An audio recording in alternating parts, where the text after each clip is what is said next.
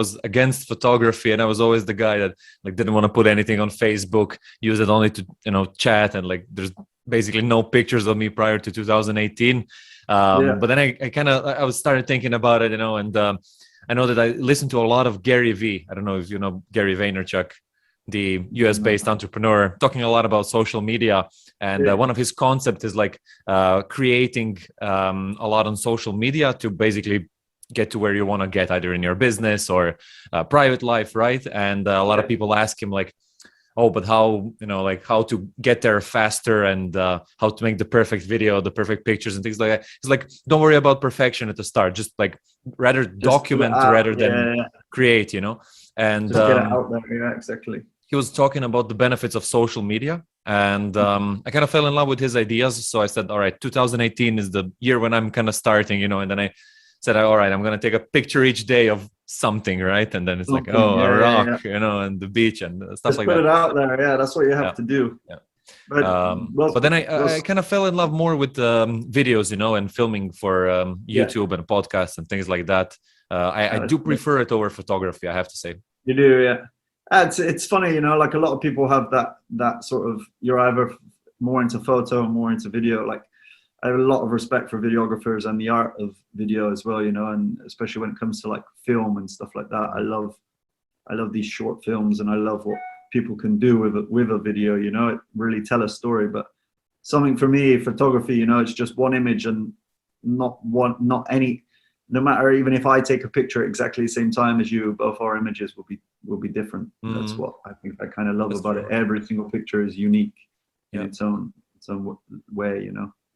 You mentioned the lunch in New York on the steel bar there. Do you have any other pictures that you love, or are kind of like your top ones? I have one photographer which I really, really admire. His name's Donald McCullin. I'm not sure if you heard of him. He's a wartime photographer. You would know maybe one of his really famous shots. I remember seeing it when I was a kid.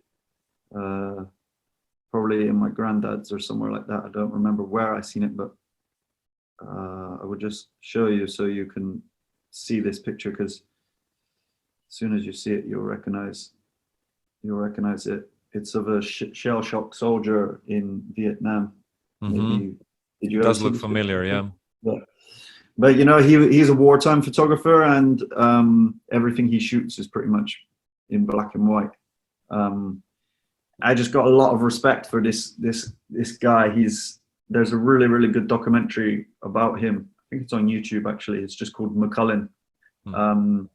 It's really, really, it's a documentary movie. It's like an hour and something long, I think. But just the story of how he started as a photographer. You know, he was like some Londoner in a gang, and then picked up a camera, and you know, he just kept chasing war, and he got, of course, messed up by that. But you know, it's a very interesting story to sort of follow. But yeah, there's a few pictures out there which I really love. That National Geographic portrait of I forget the name of the photographer who shot it now, you know, where she has the headscarf and her eyes are the piercing blue. I think everyone knows that picture. That's like, I think I remember. The scarf is kind of brown or orangey, right? Yeah, like a reddy color. Yeah, it's like one of National Geographic's most famous pictures, I think.